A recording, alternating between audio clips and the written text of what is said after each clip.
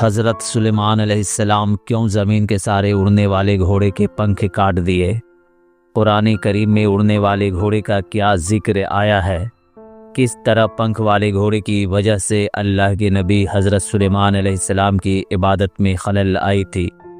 قرآن و حدیث میں اس پر کیا بیان آیا ہے؟ دوستو، اس ویڈیو میں حضرت سلیمان علیہ السلام کے اڑنے والے گھوڑے کے بارے میں تفصیل سے بتائیں گے کہ آخر اڑنے والے گھوڑے کی نسل کیسے ختم ہو گئی۔ ناظرین، ویڈیو کو آخر تک ضرور دیکھیں اور سبسکرائب کر لوگوں میں بھی شیئر کر دیں۔ روایتوں میں آتا ہے کہ سبا کی ملکہ بلقیس حضرت سلیمان علیہ السلام کے اڑنے والے تخت سے بہت خوش ہوتی تھی۔ ایک دفعہ رانی بلقیس نے حضرت سلیمان علیہ السلام سے خواہش ظاہر کی کہ اے اللہ کے نبی، اللہ تعالیٰ نے آپ کو اتنی بڑی حکومت اور شان و شوکت عطا فرمایا ہے، آپ روزانہ تخت پر اڑ کر بادلوں کے اوپر سے پوری زمین کی سیر کرتے ہیں، میری خواہش ہے کہ آپ ایک دفعہ مجھے بھی اپنے ساتھ لے چلیں۔ لہٰذا حضرت سلیمان علیہ السلام نے ہوا کو حکم دیا کہ ملکہ کو دنیا کی سیر کراؤ۔ ہوا حضرت سلیمان علیہ السلام کے حکم سے ملکہ اور لشکر سمیت اڑا لے گئی اور ایک سمندر کے درمیان جا کر اتار دیا۔ جس جگہ پر تخت اتارا گیا وہ جگہ 7 سمندروں کے بیچ ایک جزیرہ تھا جو نہایت خوبصورت، سرسبز و شاداب تھا۔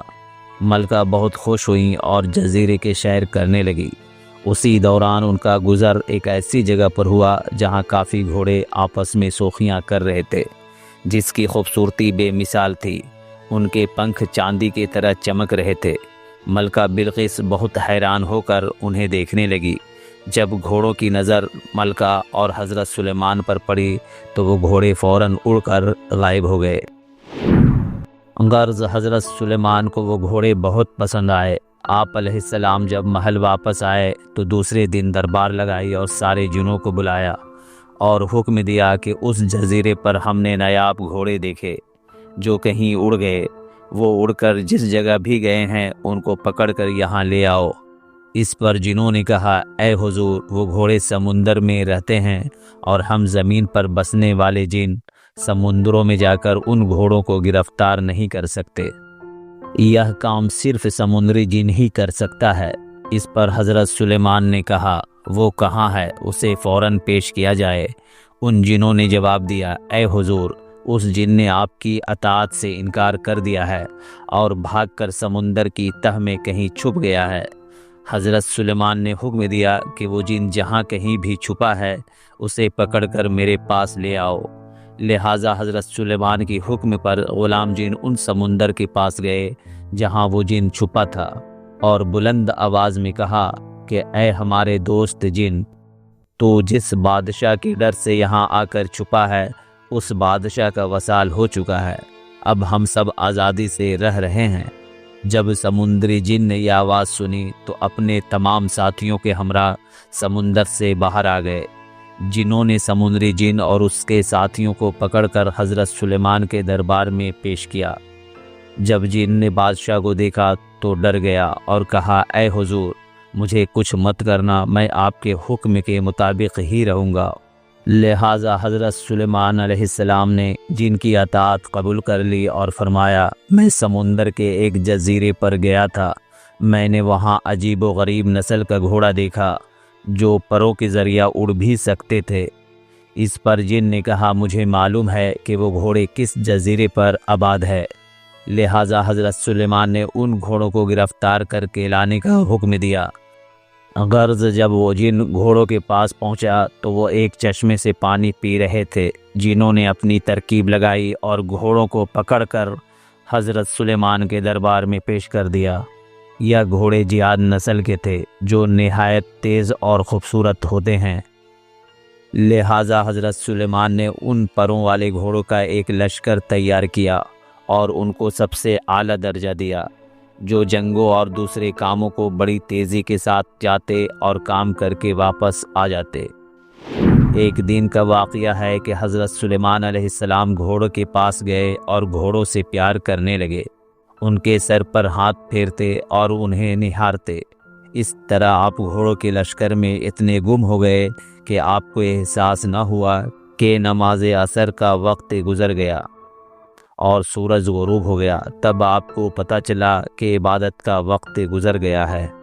اسی وقت حضرت جبرائیل علیہ السلام حاضر ہوئے اور فرمایا، اے سلیمان، دنیا کی نمائش میں اس قدر گم ہو گئے کہ تم کو عبادت کے وقت گزرنے کی قدر ہی نہ رہی۔ اللہ تعالیٰ کو آپ کا یہ عمل بالکل پسند نہیں آیا۔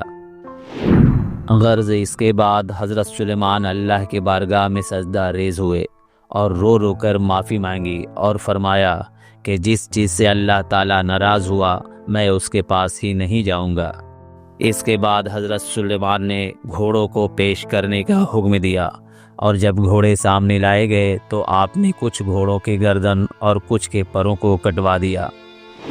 اللہ پاک نے اس واقعے کو قرآن کریم میں یوں بیان فرمایا ہے، اور ہم نے داؤد کو سلیمان عطا کیا، کیسا اچھا بندہ تھا، بے شک وہ رجوع کرنے والا تھا۔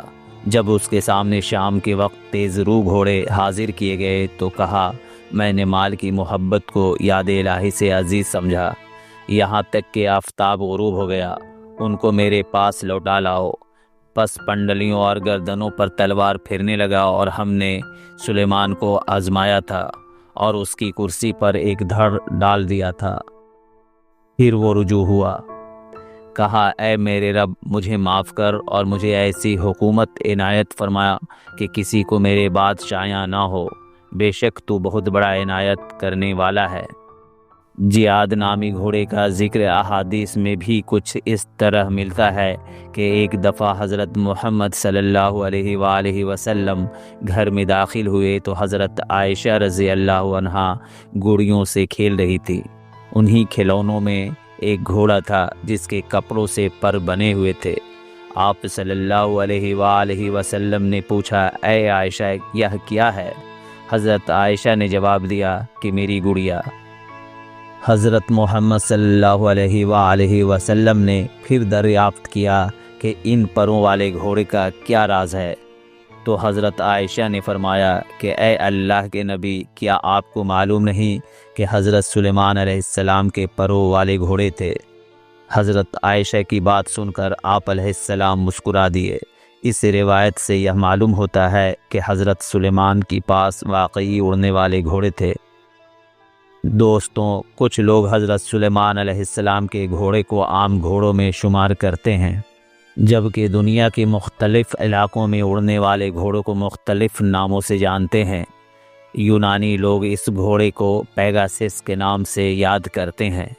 رومن مائتھولوجی کے مطابق اس گھوڑے کو وہی آدمی اڑا سکتا ہے جو نیک دل، عقل مند اور بے شمار طاقت کا حامل ہو، جبکہ قدیم یونانی لوگ اس اڑنے والے گھوڑے کو زیوس دیوتا کی سواری مانتے ہیں، جو زیوس دیوتا کو آسمانی طاقت مہیا کرتے تھے۔